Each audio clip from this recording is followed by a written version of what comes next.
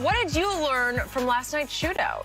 Well, if Russ is not great throughout the entirety of the game, they're not going to win. Seattle defense is atrocious. As simple as that, Skip. I wish I could fix it up and make it nice and palatable for people out there to digest, but I just can't. They're not very good. You mean to tell me a team rushes for 200 yards, the quarterback throws for almost 400 yards, you possess the football almost 10 minutes more than your opponent. Yep. But he turned the ball over. And two of those turnovers were so uncharacteristic. I'm like, Russ, what are you doing? I still, Skip, the one he threw up to Pat P, I still don't know what he saw. The one the Isaiah Simmons. Skip, Isaiah Simmons was the 8th pick in the draft. Skip, that was only his 5th defensive snap of the night. I know. He's been getting DMPs. I agree. I've been saying, where is he? Because I told you I loved him before the draft. Skip, that play, I'm like, Tyler Lockett and them, they're clear, they're gone. He threw the ball. I'm like, Russ, what are you doing? He made some horrible decisions. Even the one that boot, Skip, you can't lob the ball like that and to go on the end like that, because you have to understand, Buda Baker, even if he's in the end zone, it's not that far to go, and the ball is just hanging there. So look at this. Skip, why would he lob the ball like this? And DK Metcalf, Skip, you see? Look at this. I can't teach that, Skip. I can't teach you that. I can't coach that. That's just in you. And guess what? They stopped him on 4th down, and they got no points out of that. 0. Now, we saw somebody that had an opportunity to do something like that against Cleveland. Ain't nobody chased like that, did they, Skip? But anyway, Russ has to be great for the entirety of the game in order for them to win. Skip, I've mentioned, and people like, well, Shannon, you get on, that's just a what? It's not really big things that get you beat. It's an accumulation of small things. Now, they're off the field. It was 3rd down. They're off the field. Wags hit the guy in the back. Unnecessary roughness, 15 yards. They go down and get a touchdown. You got them kicking a field goal. What did the guy do? He leveraged himself. You can't jump a guy. That was huge. They go down and get a touchdown. It's things like that. It's small things that lead to big things that get you beat. That's why coaches are so critical. They harp on it. Son, you can't do that, because guess what? In the moments that you can least have it, you do things like this, and it goes directly to you losing the ball game. Give Arizona credit, Skip. Kyler made plays when he had to. The defense, Vance Joseph, called a great game with the blitzes, but it just goes to show you, when your starters get hurt, Dallas, the running back.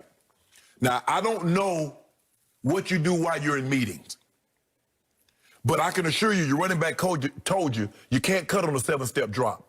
He tried to cut the DB. He missed him. The guy hits Russ, throws the ball away. They got 2 guys in the A gap. The line is sliding to the left. The first one is yours. He run past the guy. The line is picking up, and the guy hits Russ and sacks him. Son, pay attention. Even if you're not getting reps in practice, pay attention, because you never know when someone's going to go down and your butt going to get in the game. True enough.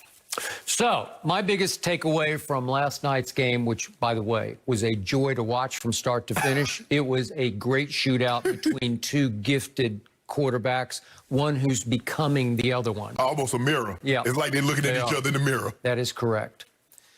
My biggest takeaway was, in just his 2nd season in the National Football League, Kyler Murray has already launched himself at least into the MVP discussion.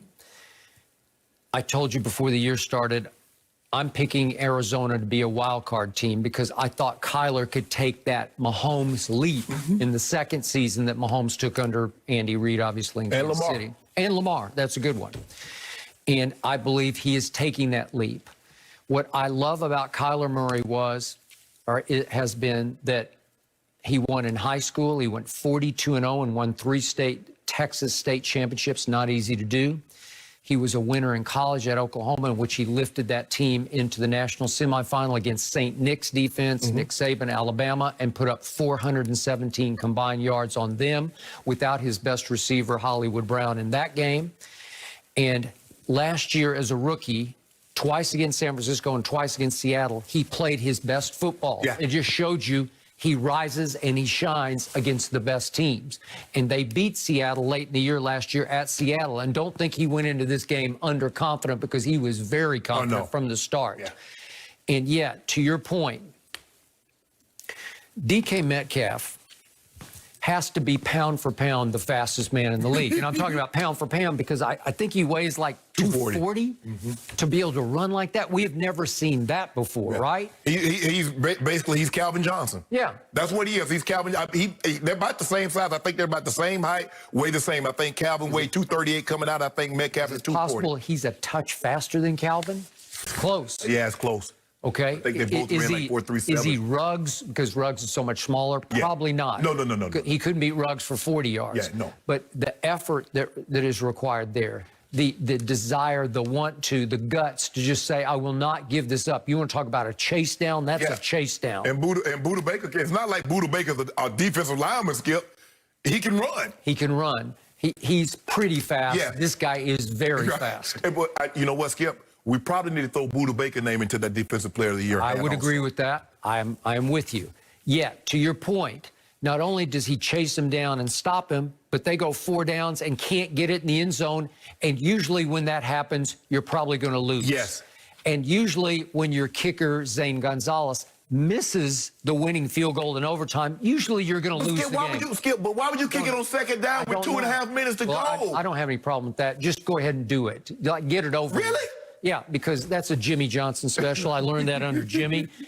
So many bad things can happen. Don't mess with it anymore. Because one time, Emmett, early in Jimmy's regime in the 90s, he fumbled away a game at Houston. It was when they were the Oilers. The Oilers. Yeah, they're the Astrodome. Yeah, it was in the Astrodome. He fumbled away a chance where they were in chip shot field goal range, and they gave it to Emmett, and he fumbled. Right. Okay, so you want to go ahead and kick it in case it gets blocked, and then you recover it. I think it scared them, Skip, because they got tackled for a loss.